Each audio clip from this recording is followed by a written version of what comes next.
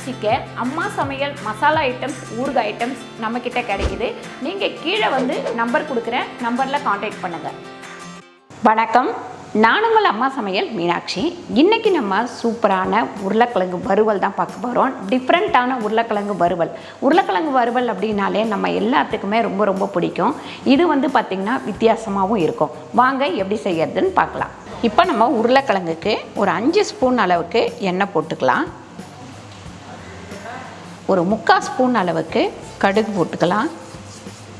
ஒரு 1/2 ஸ்பூன் உளுந்து சேர்த்துக்கலாம். ஒரு 10 பல்லு பூண்டை இப்படி பொடியாக நறுக்கி வச்சுருக்கேன், அதையும் சேர்த்துக்கலாம். அதுக்கப்புறம் ஒரு சின்ன துண்டு இஞ்சி பொடியாக நறுக்கி வச்சுருக்கேன், அதையும் சேர்த்துப்போம். ஒரு 6 காஞ்ச மிளகாய் இப்படி கிள்ளி வச்சுருக்கேன், அதையும் சேர்த்துப்போம்.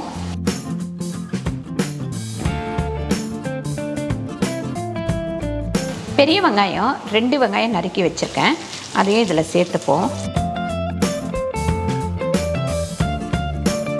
ஒரு 1/4 டீஸ்பூன் அளவுக்கு மஞ்சள்தூள் சேர்த்துக்கலாம். 1 ஸ்பூன் அளவுக்கு நம்ம உப்பு சேர்த்துக்கலாம். ஒரு 3/4 கிலோ உருளைக்கிழங்கு நல்லா வேக வச்சு இந்த அளவு கட் பண்ணி வச்சுருக்கேன், இதையும் இதில் சேர்த்து வதக்கிக்கலாம்.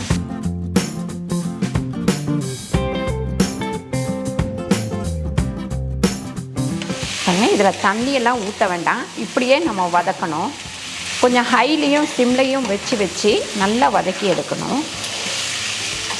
பாருங்க, இந்த மாதிரி கொஞ்சம் முறுன்னு வந்ததுக்கப்புறம் நம்ம இந்த கருவேப்பிலையை இதில் சேர்த்துடலாம்.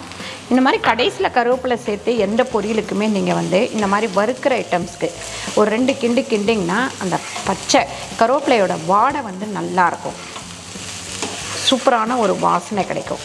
உருளைக்கிழங்கு வறுவல் வந்து ரெடி ஆயிடுச்சு.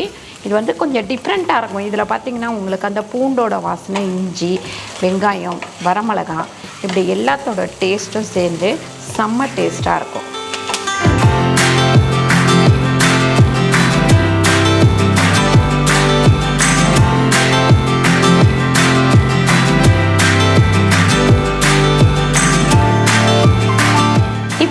உருளைக்கிழங்கு வறுவல் ரெடி ஆயிடுச்சு.